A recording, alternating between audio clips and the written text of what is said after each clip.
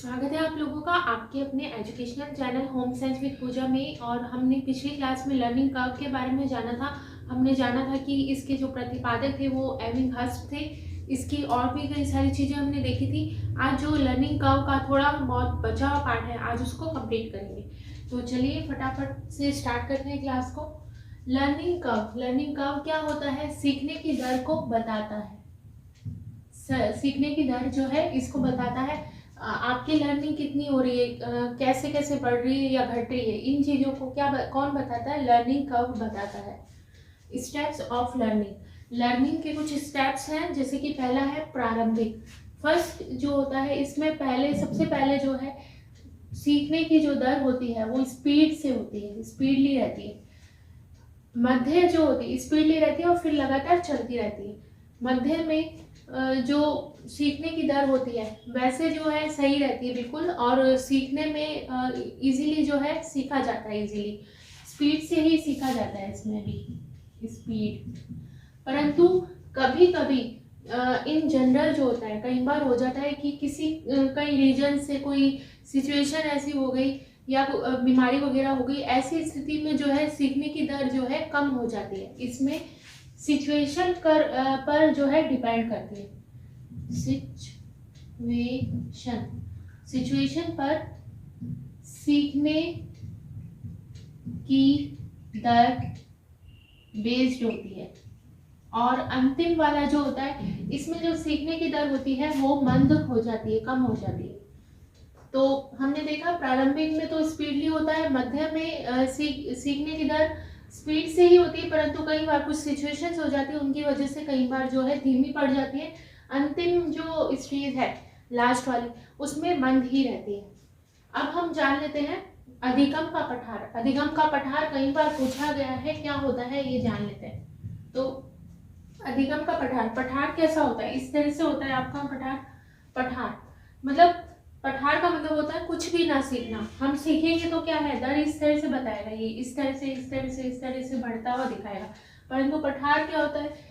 बढ़ने का कोई क्रम ही नहीं होता, इसीलिए इसको अधिगम का पठार कहते हैं। ऐसी सिचुएशन जब व्यक्ति कुछ भी नहीं सीख रहा है। और ऐसा होता क्यों है, इसके क्या रीजन है? पहला है उदासीनता। मतलब एग्जाम्पल से आपको समझाएंगे। उदासीनता का मतलब, यदि आपका एग्जाम नहीं हो रहा है, बहुत मतलब कोई डेट ही नहीं आ रही है और आप लगातार पढ़े जा रहे हैं, तो फिर आप में एक उदासीनता आ जाती है और आप सोचते हैं कि हम कितना पढ़े, कब तक पढ़े, कैसे पढ़े। और धीरे धीरे हमारा जो पढ़ना, जो सीखने की दर है वो कम हो जाती है, ना तो हम उस समय कुछ भी नहीं सीख पाते। वो जो स्थिति कहलाती है अधिगम का पठार कहलाती है। नेक्स्ट है सीखने की गलत आदत। अगर हम कोई चीज गलत तरीके से सीख रहे हैं तो भी अधिगम का पठार जैसी सिचुएशन हो सकती है। नेक्स्ट है कार्य की जटिलता। यदि कार्य बहुत ज़्यादा कठिन होता है, कई बार ऐसा होता है कार्य बहुत ज़्यादा कठिन होता है तो हम एक दो बार कोशिश करते हैं फिर उसको छोड़ देते हैं कि कब तक इसको करेंगे, कब तक इसको करते जाएंगे। कठिनता की वजह से भी हमारे जो अधिगम है उसमें जटिलता आ जाती है। नेक्स्ट है परिपक्वता में कमी। यदि आप कोई बच्चा सीडी में मैंने आपको बताया था कि बच्चे में सीखने के लिए परिपक्वता का होना जरूरी है। अगर उस काम को सीखने के लिए बच्चा मैच्योर नहीं या व्यक्ति मैच्योर नहीं है तो वो उस चीज़ को नहीं सीख पाएगा। जैसे कि फॉर एग्जांपल यदि बच्चों को आप लिखना सिखा रहे हैं तो उसकी अंगुलियों में इतनी परिपक्वता, इतनी मैच्योरिटी होनी चाहिए ताकि वो इजीली उसे लिख पाए। अब हम बात कर लेते हैं ट्रांसफर ऑफ लर्निंग, मतलब लर्निंग को हम और कहाँ कहाँ ट्रांसफर कर सकते हैं।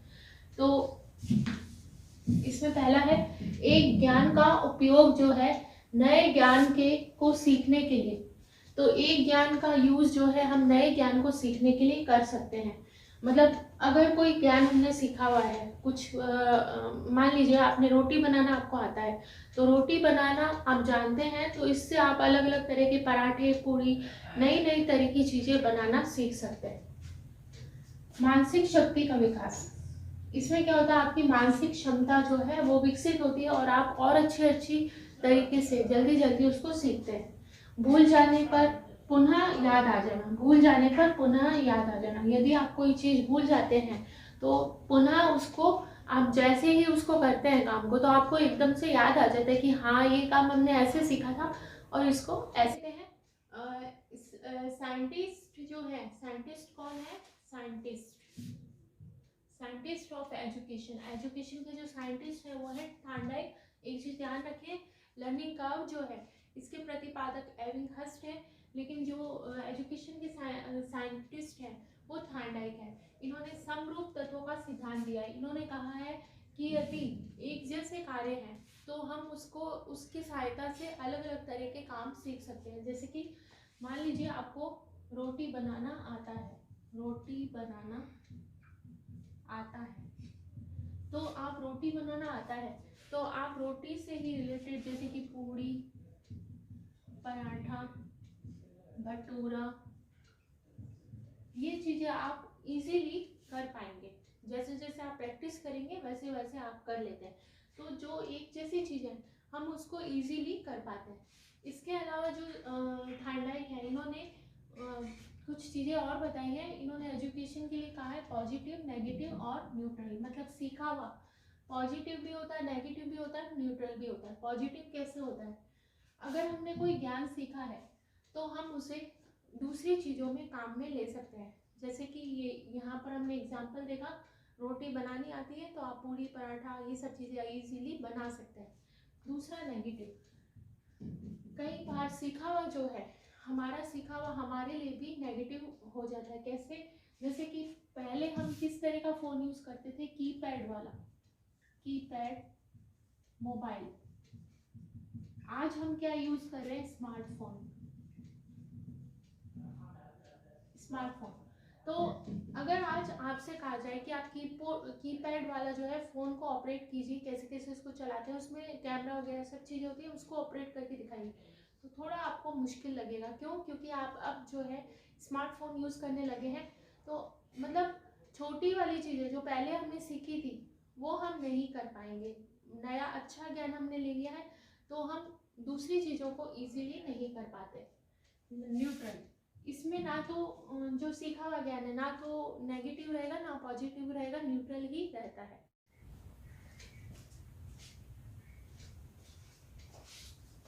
तो अब कुछ जो है लर्निंग के कुछ टाइप्स है, जैसे कि शरीर पर, हमारी बॉडी है, इस पर बेस्ड लर्निंग कैसे होती है? एक पार्शियल वे।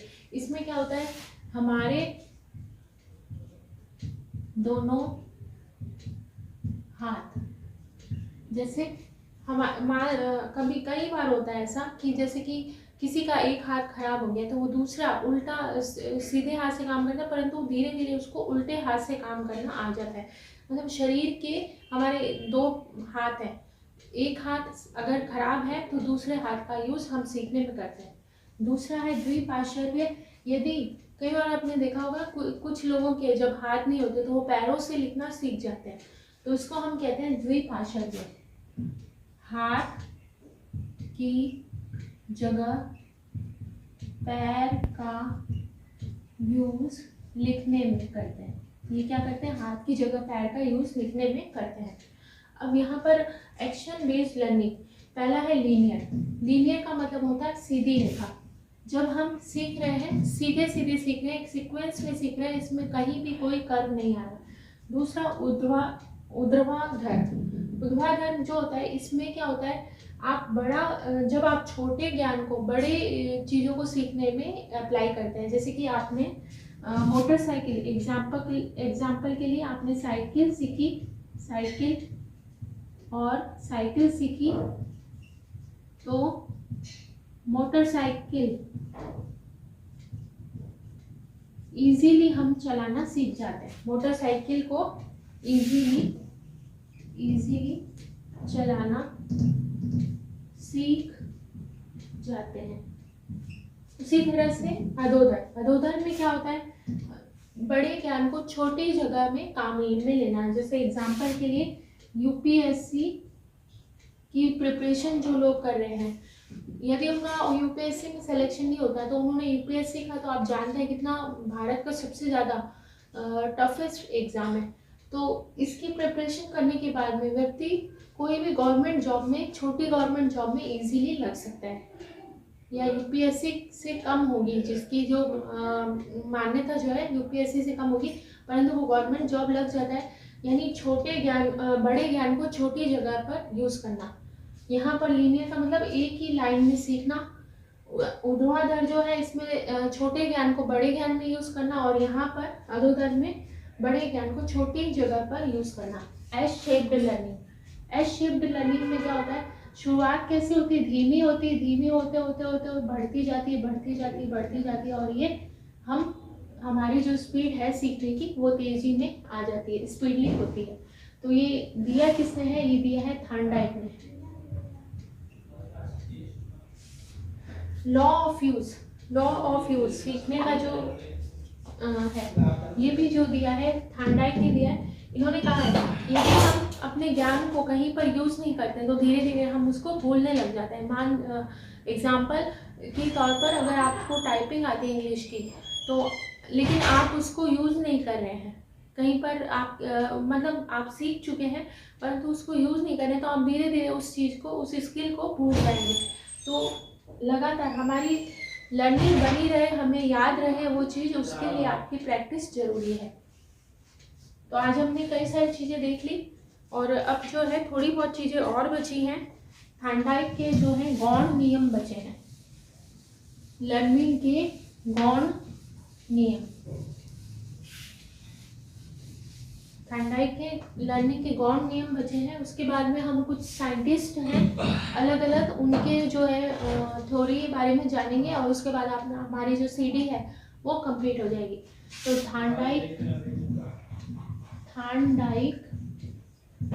के गौण नियम।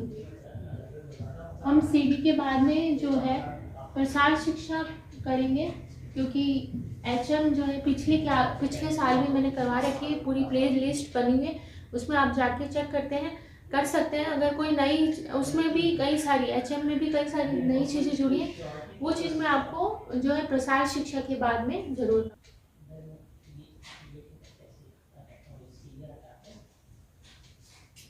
तो अब इसको जान लेते हैं। आपने स्क्रीनशॉट ले लिया होगा, आप बीच बीच में स्क्रीनशॉट जरूर लेते हैं ताकि आप इजीली जो है नोट्स बना सकें। Multiple response. मल्टीपल रिस्पॉन्स को एग्जाम्पल से बताएंगे। जैसे कि आप अभी फर्स्ट ग्रेड की तैयारी कर रहे हैं, तो उसके लिए आप अलग अलग चीज़ें, जैसे आप ऑनलाइन क्लास भी ले रहे हैं, आप टेस्ट सीरीज भी आपने ज्वाइन कर रखी है, बुक्स भी आप लेकर आए हैं, तो हम कोई भी एक एम को पाने के लिए हम कई आए, चुप हो जा। एम को पाने के लिए कई तरह के कार्य करते हैं। हम किसी एम को पाने के लिए कई तरह के कार्यों को जब करते हैं तो वो हमारे मल्टीपल रिस्पॉन्स होते हैं। एक चीज को पाने के लिए हम कई तरह के कार्य कर रहे हैं। Law of attitude. अगर आप कोई काम करना चाह रहे हैं तो आपका एटीट्यूड उस तरह का होना चाहिए। अगर आपको जॉब चाहिए तो आपका एटीट्यूड पॉजिटिव है, तभी आप उसको सीख पाएंगे। अगर आप चाह ही नहीं रहे और आपको ज़बरदस्ती कहा जा रहा है कि आप पढ़िए पढ़िए, तो आप नहीं पढ़ेंगे, बैठ भी जाएंगे तो आपको उतना समझ में नहीं आएगा। तो आपको अगर कुछ चीज़ चाहिए तो आपका एटीट्यूड भी पॉजिटिव होना चाहिए। आपका सीखने का, क्या देखने जा रहा है, बार बार आ रहे हैं? अरे वो अखबार है क्या? हैं? अखबार पुराने उधर देखो, शूज के नीचे रखे मैं। सीखने का एटीट्यूड पॉजिटिव होना चाहिए। कैसा होना चाहिए? आपका सीखने का एटीट्यूड पॉजिटिव होना चाहिए। नेक्स्ट है सिलेक्टिव रिस्पॉन्स। सिलेक्टिव रिस्पॉन्स का मतलब आप कुछ ऐसा नहीं है कि हम सारा कुछ पढ़ लेते हैं। होम साइंस में है या आप कोई अदर फर्स्ट पेपर भी, उसमें कितना लंबा पार्ट है, तो आप अगर सारा पढ़ने लगेंगे तो आप मतलब बहुत मुश्किल होगा आपका एग्ज़ाम को क्रैक करना। एग्ज़ाम को क्रैक करने के लिए स्मार्ट पॉइंट ये रहता है कि आप कुछ सेलेक्टिव चीज़ों को पढ़ें, जो आप पिछले पेपर को एनालिसिस करें, उसके बाद में उनको पढ़ें। इससे ही आपका जो है सिलेक्शन जो है आगे रहता है, आप कर पाते हैं। तो जब आप सेलेक्टिव रिस्पॉन्स मतलब कुछ सेलेक्टिव, क्या कर रहे हो यार? सेलेक्टिव चीज़ों को पढ़ना, सेलेक्टिव चीज़ों को पढ़ना ही आपका सेलेक्टिव रिस्पॉन्स कहलाता है। क्या चाहिए आर्यन, बार बार क्या देख रहा, पापा नहीं आए हैं? अरे मैं आवाज आई गाड़ी की, हम डर गए। डरपोक बच्चे हो, ऐसा क्या है? ऐसा लग रहा है कि हम दारू पी रहे हैं। 2 पॉइंट बचे हैं यार। हाँ ठीक, अब शोर नहीं होगा।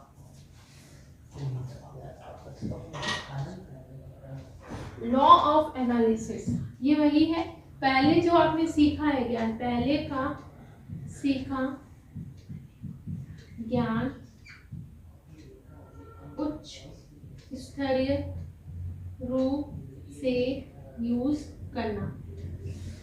नेक्स्ट है आपका सोशल शिफ्टिंग, इसमें आप एग्जाम्पल से समझ सकते हैं। सोशल शिफ्टिंग करना जैसे कि नए नए हम जब नई नई शादी होती है तो यदि उसे कोई कुछ कह देता है तो उसको ख़राब लगता है, लेकिन धीरे धीरे जब उस माहौल में वो ढलने लगती है तो फिर धीरे धीरे उसको आदत हो जाती है और वो एक्सेप्ट करने लगती है और उसको फिर इतना ज़्यादा बुरा नहीं लगता। इसी तरह से जॉब में भी हम जॉब करने शुरू में जब जाते हैं तो वहाँ पे अगर छोटी सी भी कोई बात कह दे तो हमें बुरा लग जाता है, लेकिन धीरे धीरे हम उन चीज़ों में ढल जाते हैं और फिर इजीली हम उन चीज़ों को मतलब अपने उसको हम रिटेन करने लगते हैं। हम समझ जाते हैं कि हाँ ये परिस्थिति इसी तरह की है और फिर हमें ज़्यादा फर्क नहीं पड़ता। तो आज जो है हमने लर्निंग कर्व देख लिया। लर्निंग कर्व में जो है एक तो आपके थॉर्नडाइक जो है इम्पॉर्टेंट रहेंगे, एजुकेशन, साइंटिस्ट है, साथ ही प्रतिपादक कौन है, एविल हर्स्ट है। इसके अलावा इन्होंने जो है लॉ दिया था, सीखने का नियम क्या है वो है, लॉ ऑफ यूज़ है। इन्होंने कई तरह की 3 तरह के वो बताए थे आपको एजुकेशन से रिलेटेड कि सीखना हम किस तरह से करते हैं, पॉजिटिव, नेगेटिव, न्यूट्रल, और आपकी स्पीड, प्रारंभिक जो सीखने के स्टेप्स कौन कौन से होते हैं, प्रारंभिक, मध्यम और लास्ट वाली जो होती है अंतिम अवस्था। तो ये सारी चीज़ें आपको एकदम अच्छे से 1-2 बार आप पढ़ेंगे तो आपको अच्छे से लर्न हो जाएंगी। और आज की क्लास में इतना ही। कल हम बात करेंगे इवान पावलोव के बारे में, जिन्होंने जो है कुत्ते पर प्रयोग किया था और कई सारी चीज़ें जो है उन्होंने बताई थी। बहुत ही इंटरेस्टिंग थ्योरी है। तो कल की क्लास में ज़रूर जुड़े रहिएगा। आज की क्लास में इतना ही। Thank you so much.